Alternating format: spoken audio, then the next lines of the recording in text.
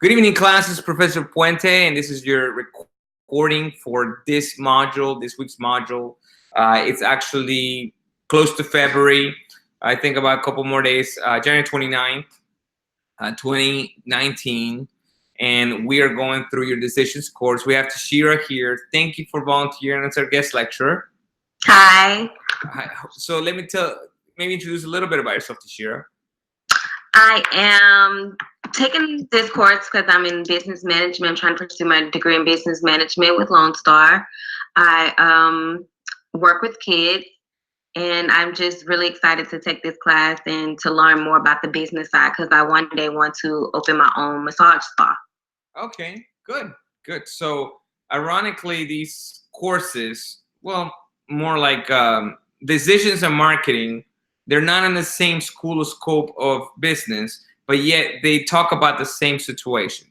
In your case, is the decisions of actually owning a business, and the marketing side is the decisions of marketing it. So they're very close. In fact, if you like to see my videos from the marketing class, let me know. Just join the group me, and I will definitely send you the links. You can, both classes can definitely join each other. And this is great for you. The fact that you want to open up a small business, especially a massage shop, it really goes with our class, with what we're trying to teach. So good. Welcome to Shira. That's what Amanda says. Hi, Amanda. Thank you. She's very, very active because she made a deal with me last night that with her in class, that she's going to bring value to the conversation. Tashira, one thing I want to start with this so that everybody understands. At the beginning of the night, you're like, "Hey, Professor Puente, here's my name. If you could find me, it'd be great." But see, I'm coming from a meeting. I'm the professor of the course. The added value was, hey, if you could find me, Tashira, would be a lot better. And you did. You found a way to find me, right? That's exactly what you want to do to anyone that has to do with anyone you want to go ahead and work with, okay? Okay. Usually in that situation, I have a client. So if I'm having a patron, I will find a way to make their life easier. Anyone you want to add value to, okay? It doesn't mean anything. If you're looking for a property in real estate and you're my client, I'll probably find a way to add value to you, okay? So in this case, you did wonderful by adding value and finding me on Skype, and then you found a way to do it. Thank you. That was really good. You found a solution to that, so I really appreciate it. So we'll get right to the course, determining causes, and we now talk about a root cause analysis, okay? This is really important when it even comes to medicine. There's a lot of symptoms, which is the number one piece. There's a symptom and a cause to everything. Okay. In fact, there was a lot of when I was doing projects in real estate, there was a lot of symptoms to things. That means that the lights flicker. That means that maybe the toilet wasn't flushing. Symptoms are everywhere. Okay. Bad grades could be a symptom in my class. People not showing up to the video could be a symptom. The causes are what's rare. Okay. I really need you to think of this as a triangle. The causes, it's really what causes the symptoms. Symptoms are everywhere. Symptoms can be definitely confused for causes. Does that make sense? Do you have an idea when sometimes maybe a symptom maybe confuses a cause? I'm not sure. Let's see. So when you were trying to fix a situation and trying to find me on Skype, what was the symptom? Trying to figure out how to send you the actual invite so that we can be able to communicate tonight. So maybe a symptom was that you couldn't find me. Yes. Right? Was that the cause? Yes. Actually, no, it wasn't. It was just a symptom. You could not find me. Maybe the cause was because the name was misspelled or it was on a different network, but you found that way to get to me, which was by texting me, which is a solution. Okay? Got you. Okay. You still solved it. You didn't even know what the cause was. You could solve things without knowing what the cause is. That's what's strange. You could solve something without knowing the actual cause. Knowing the cause makes the actual solution easier, Tashira. It really does. But definitely be careful to differentiate both. Okay. Okay. Jennifer says, like symptoms of the flu, fever, runny nose, shakes, the cause is the flu. That's right. That's right, Jennifer. But you have to realize too, there's a really big deal with determining a cause, because you're trying to solve problems. Sometimes, as Jennifer says, the flu is the cause. Yes, it is. But sometimes that's not even the cause. It actually could be totally all different disease, and you're 100% believing that it's the flu. The flu. Now you're treating symptoms from the flu that may have been some other situation. It could have been pneumonia, which would be totally worse. So think about this. Let's say you have symptoms that look like the flu, but you're treating it like the flu, but it's not the flu. That could be really lethal for you, because pneumonia means you should go to the hospital. Yes. You never went to the hospital because you assumed it was the flu, and that could cost you your life. Do you see how an assumption could absolutely hurt you? Yes. So this is important for you to know, that be careful when you look at these symptoms and you're determining a cause, because the easier way you determine a cause, it could mean that it's a wrong cause. Okay. Okay. Consider the cause. This was 3. Although you should identify the basis of a problem before solving it, attacking the root causes is not always the best approach. So sometimes there are problems that are not worth tackling. Okay. And you have to realize what's the cost to do it. One of the situations could be like, hey, there's a noise in your car that's really, really bad, or it's not just simple, it's just this light noise. Sometimes you have to realize that cost could be too much to fix. Maybe put up with the noise. If it's really, really bad, then handle it. Okay. Okay. So it says, so like a truck breaking down, its cost could be many things, but you have it checked and to find the root of the problem. Yes, Arian, that's very true. Finding a cause to anything, it is very valuable, incredibly valuable. Okay, that is really the beginning to solving a problem, is finding a cause. In fact, when you talk to some physicians, in fact, I was talking to one that I spent a night in her home. I went there to her home. I opened the door late, and then they heard the baby, because I had come in super, super late, right? I heard the baby go off. The baby was going off because she heard, the baby heard me come into the home. Later on that morning, I apologized and said, hey, I'm sorry, I came in too late in the morning, and I think I may have woken the baby. And she was super excited, because she was like, good, we determined the cause of why the baby woke up. Right, because they were really worried about why did they wake up. You see, and that's how the scientist, a physician, would think. Find causes. If you have a hold of the cause, you have a hold of the solution, and you can be more systematic in your decision. Okay. So next time you have a problem, find the cause, and God bless you. You hope you find it, because you could solve a problem without knowing the cause, and that's a shame of a problem, because that problem may come again. Okay. So you just kind of believe in what it is. You're in big trouble for waking up someone's baby. Yes, I was at that moment, but unfortunately, it didn't happen. The number 4 is really important. Use the 5 whys technique, and I think you've actually talking about babies. You've seen toddlers go why a million times. That's actually a really good technique. If something were to happen, ask why, and then after it happens, ask why that happened, and then go to 5 levels down, 4 levels down from there, actually, so the way you can get hopefully to the cause. But the 5th why gets you some kind of cause close to it. Okay. So you can go from, what you believe global warming is, and then why do we have global warming? Maybe you hypothesize that there's too much ozone damage. Why do you have ozone damage? Because maybe there are too many factories putting chemicals in the air. Why do we have too many why do we have too many factories putting chemicals in the air? Because it's very profitable, and there's no regulation. And then why is there no regulation? Because maybe the lobbying group. So you're getting really deeper and deeper. Oh, lobbying may be out of hand.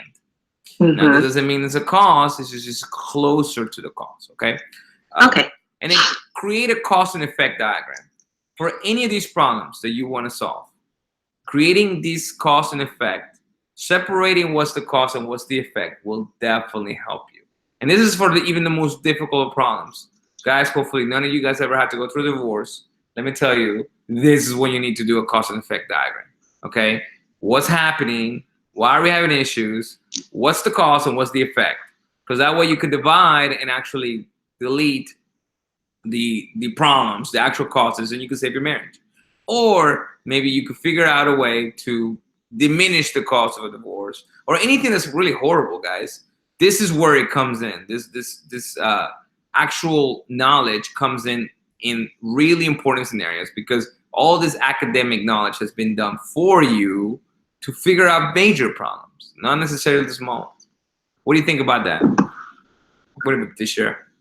I'm sorry, you kind of like froze up. Can you repeat the question? What do you think about big problems and using these cause and effect diagrams?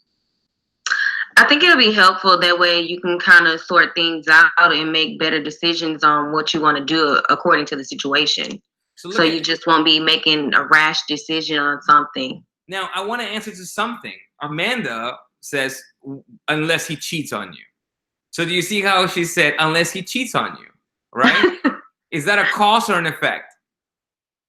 That is a cause. Really? You know, well, because it could easily be an effect to a bigger problem. Well, yeah, you're right. I'm sorry. Yeah. Do you see that?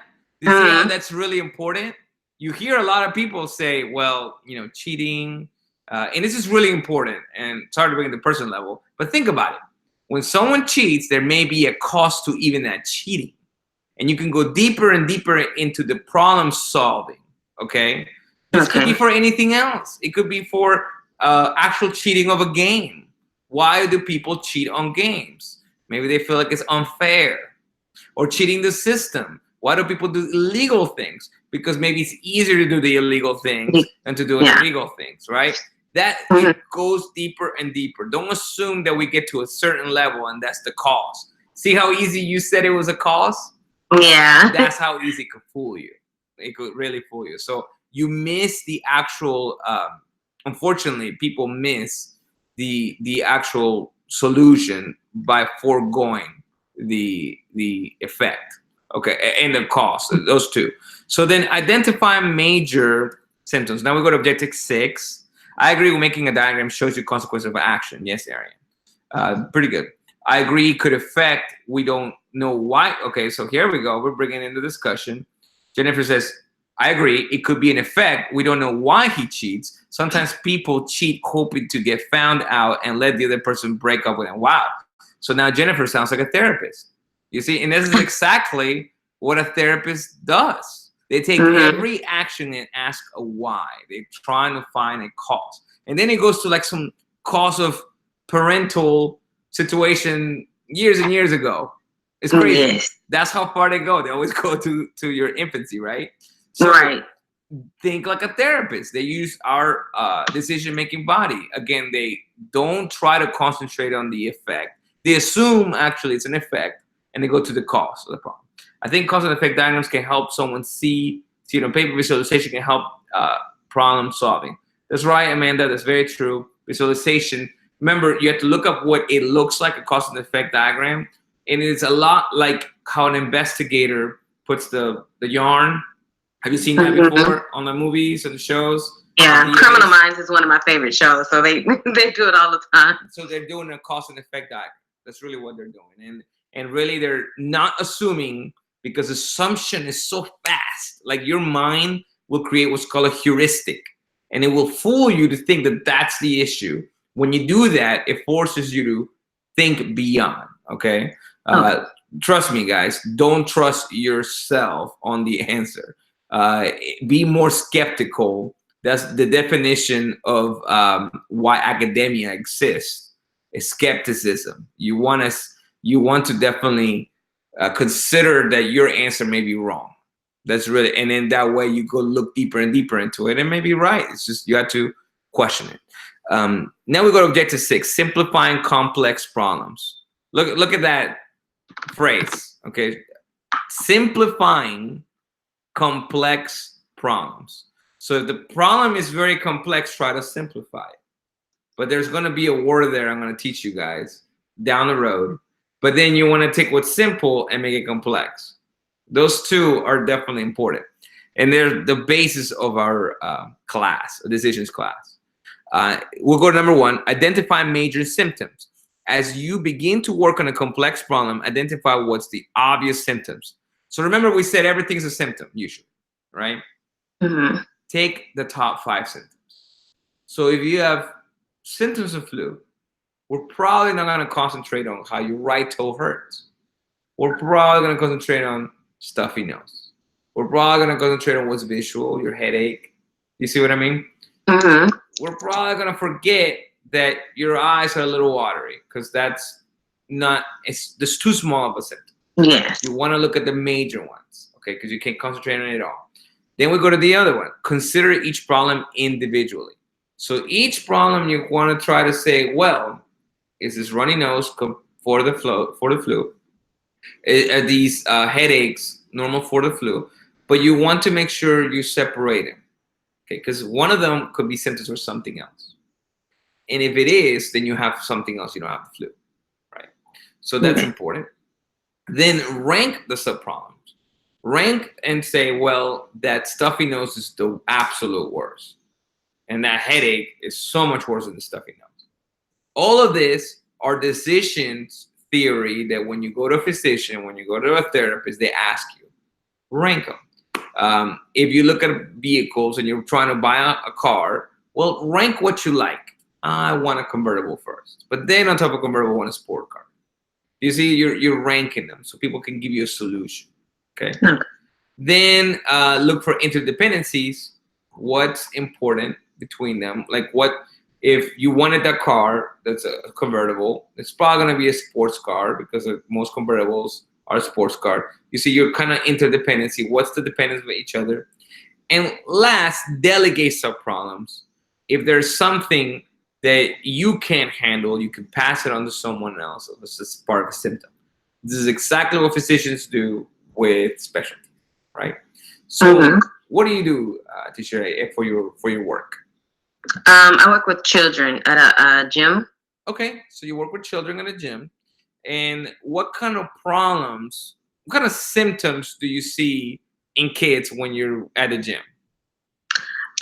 We can have sometimes like a couple of toddlers that's over here crying. We can have the babies in another room crying. So it's like a bunch of us. So like you say, the delegating, we'll have, okay, you get this baby, I'll get this baby, and we'll try to calm everybody down at one time. Okay, so let me take you through that. So a lot of crying babies. Mm-hmm. Now, when the cry is obviously a symptom, and it's a major symptom because cry equals, man, not a good look for the gym. You don't want people of it. So immediately, do you assume that all the crying is the same cause from every kid? No. So it's a different issue. Do you see what I just did? Yeah. So we just consider each problem individually. It's not the crying. It's that Jimmy's crying and little Mary's crying. And, yes. You know, someone else is crying and they're crying for different things. So now you cut it up into pieces. And then now what if Jimmy is like missing the mommy? Can you bring mommy here? If little Mary is like, well, I'm incredibly hungry. Well, let's go get you a snack. And if someone else is, do you see how we're doing now? We're delegating the problem and put it in a way. See? So that's really important. So let's see what else everybody else says. I have 2 journals for each of my classes, one for notes and one for reminders and lists of what I need to do in each. Okay, Erin. So let's see if that, what would you do with that journal? With kids, it's different. They could be hungry, tired, or have a dirty diaper. Yes, Amanda. And also, you can't assume because kids could be different ages. You see a kid that's 13 crying, it's probably a really, really bad thing. You know, right? It is. 13-year-old. So you probably got hit from playing in the back or, you know, fighting with another kid. So, yeah, we have them separated, but it's still all different type of issues that could happen with the kids. You see, you use this, what we teach without knowing. But now you know how to do it systematically. You're going to say, well, Professor Puente said to look at the symptoms and then look at the causes, right? Look for the symptoms, then look for the causes. And if you find the cause, you have the solution to the problem. Hopefully you find it. That's really what it is, right? Because sometimes you don't get to find it. Sometimes you solve the problem before you even get to get there, right? Mm-hmm. Okay, so, or in pain, or in my daughter's case, her constant need for attention. Okay, Amanda, we'll remember you said that in class, and hopefully she won't see this when she's older. Right? I gotta give her a heart for that. Right. As Lupi says, it looks like you separate by symptoms. That's right. We do separate by symptoms. More than likely, you're treating symptoms, guys. It sounds like such a physician thing to say, but it's the truth. Okay. So then we go to the next, second and last objective. And again, identifying and managing risks. Okay. Risk management is probably the most important thing you do as a manager. Okay. You're there to figure out how to avoid losses. That's what risk is. It's a potential for a loss. Number one says, be aware of potential risk. As you consider alternatives and possible solutions, ask what might go wrong with each. So with the kids, what is the risk that happen with the gym? It's like as far as something happening with the kids. Yeah. Like we said, it could be dirty diapers. They could be hungry. For our older kids, we offer classes. So if they get hurt in class or anything, it's just different scenarios that can happen with them. Right. Now, number two, assess your risk reward. Obviously, the owner of your gym created a risk reward and decided that the reward is much more worth the risk of the kids getting hurt, anything that goes wrong. That's really why you have a business, right?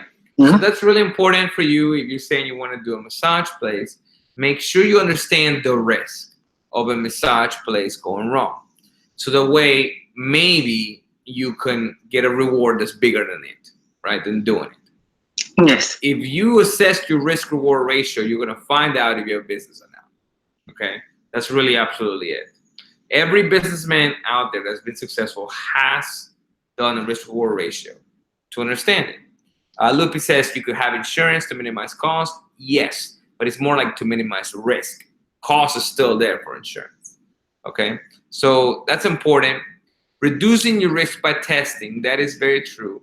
You can make a decision on a situation by testing it out first. So maybe let's say you want to open up your massage place.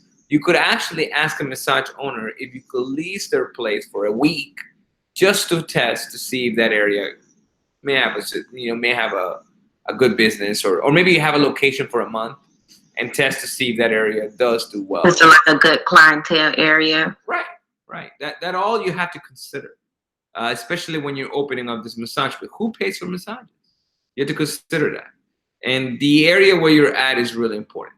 Okay. Important. Yes. Yeah, you probably want to go to my marketing classes, by the way, because I definitely teach you a lot, especially with Google.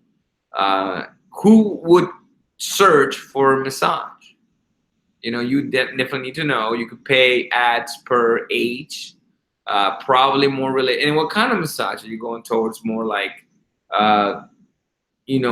women at a certain age, 30s plus? Are you doing more sports related massages where it's like, running, biking? All that has to be figured out.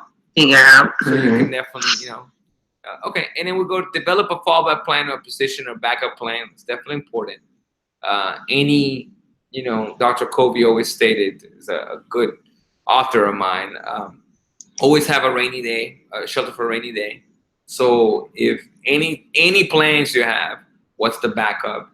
Anyone getting married out there, you definitely want to make sure that if it's an outdoor place, there's an indoor to back it up. Right? So Lupi says some companies pay for mobile massages. That's very true. Yeah, that's true. Need a location. Maybe you don't need a location. Maybe you could come to them, and that could save you for your commercial space. In HR, we assess the risk of turnover. Katie says for our top performers, these two are really good guys. You're definitely doing a little bit. I got to tell you, Amanda, your decisions class is doing a little more than your marketing. Hopefully they come so much better. Losing top talent is costly to the business. It's very true, Katie. You do a risk reward analysis, but if someone was a lot, then you just, hey, I'm sorry, there's a door, right? But if it's enough that this is so crazy, isn't it, right? To share a look. Yes. If you're a good employee, the company will have no choice but to pay you. But if you want too much of who you are, they'll probably ask you to leave. It's just a Yeah. bad value. It's just a bad value, right? This company, they do that, and then they do. I think we have like this shining star for the month, so they go throughout the club and get suggestions from all the managers of for their department. So yes, we do have things like that. So this is where me, as the business professor, likes to challenge you guys and to get you to understand that yes, that is a business practice, risk reward, and try to understand value. But did you know that we essentially do it on our own? When you are older, you tend to go to less birthday parties than when you're younger. Does that make sense? Yes. Do you know why? Not for everybody else, but sometimes for me, it's just I'd be extremely tired. You're tired. So, you're tired. You don't have time. yes. You know, when you're in your 20s, you're out there going, hey, whose birthday is today? Let me look it up, right? But no, Yeah. when you're older, if you show up to a birthday party, especially if it's a kid's birthday party, right, it's going to be those who you believe are worth something to you. Yes. Because you have less time. That's what it is. So you'll drive the distance if you have to, but they're got to be worth it to you. You do it in the back of your head. You really do. Or you just say, hey, never mind about it. You know, life happens when you get older. That's very true. But I actually think we get a little wiser. That's really what happens, right? And keep everyone informed. Objective 7 says, more communication, the better. We'll go to the last objective, guys, and then we'll definitely leave for tonight. Done super well. Avoid problem-solving traps. So you're trying to become a problem solver. Avoid problem-solving traps. Avoid the positive outcome bias. Are you a positive person, Shira? Yes. Well, guess what? Number 1 is for you, okay? It's so funny. Everybody wants to admit to be positive. Everybody. And hey, I'm a positive person myself. Who says they're negative, I do it by nature. Some people don't. But the truth is that there is a bad to being positive too. Does that make sense? Yes, it does. Did you know that most likely, statistically, positive people are always late? Not always, mostly late. Mostly late. Why? Because you have too much to think that you have time. I have 5 minutes. I can get downtown. It's just too positive. Negative people think, oh my God, I only have 3 hours to get to downtown. And what if there's a wreck? What if there's a wreck and there's a train between me and the wreck? And at least they're going to show up earlier. Because so there's definitely positive. This is why I definitely try to avoid what's called moral thinking. Moral thinking is like when you think of something, you think, is that good or bad? Is that good or bad? How about it just is, right? When it just is, you avoid the positive and negative trap, right? And then you just look at things realistically, okay? No longer is it good or bad for me, okay? Tomorrow, 50% chance of rain. Is that good or bad for you? Try to get away from it. It's just going to rain. I should definitely get an umbrella. So that's why it's saying avoid that problem-solving trap. Avoid not inventing here, the tendency to develop a strong sense of ownership just because it was your idea. That's really important to understand, Shira. You will definitely love your ideas more than others. Does that mean they're better? Yes. Does that mean they're better? Does it mean they're better? Mm-hmm. No, not always. I mean, not just because they're your ideas that I mean that's always the best idea to go with. Right. And it's hard. It's easier to say it, but when you come up with something, you tend to anything you feel like you own, you give it more preference. That's absolutely a heuristic. So you got to be careful because maybe you didn't come up with the best idea, and that's hard to. And that's another positive trait. Positive people do. They're so outcomey. They're like, hey, we're gonna get this done, and I own this idea. I'm gonna put my will into it, but maybe that's not best for the team, right? Floyd says, I'm pretty positive about most things, but I look at both sides of the situation to really understand it. Well, that's really good. That's really good, Floyd. But notice, Floyd, that you said the word both sides, meaning positive and negative. There's definitely multiple sides. So try to understand it's a little more dual. And Jennifer says, sometimes I know I'm giving out bad ideas, but it helps to get creative juices flowing. Well, be careful, Jennifer. If you're giving out bad ideas, try to understand that that costs people too. Okay, so that, all right, and then we'll go to avoid the need to quick closure. This is really important. Like right now it's 9:08 and we're gonna close this class. Avoid the need to try to close it quickly instead of, hey, closing it right. Right? Try to close it, try to make sure everybody gets it. Avoid the bandwagon effect. Real simple. How many people to share have you heard? And there's gonna be a lot of people gonna come at me and say Texas is the best state, best anything ever. You've seen it everywhere, right? Yes. Have you been to California? No, I haven't. It's really nice. I can't lie. And I love Texas, but the truth is it's a very pretty state. Expensive, but very pretty. Yes, I've heard it's very expensive. So avoid the bandwagon effect. Avoid the homer thinking. Well, where you live is the best place in the world. Well, then everybody else says the same thing, right? Yes. So true about Louisiana. Louisiana people think is the best place in the world. So true about every state in the union, every country in the union. Nationalism. Hey, there's good things and bad things about every place, right? If you can see that, then you actually start to become better decision maker, and you start to realize that the reason why Texas brings value, it's because it's not as pretty. Did you know that? Yes. That's the true value of Texas. It's not as pretty because the land is so cheap, and now you could buy land and have a mansion while people in California can barely afford it because it's so pretty.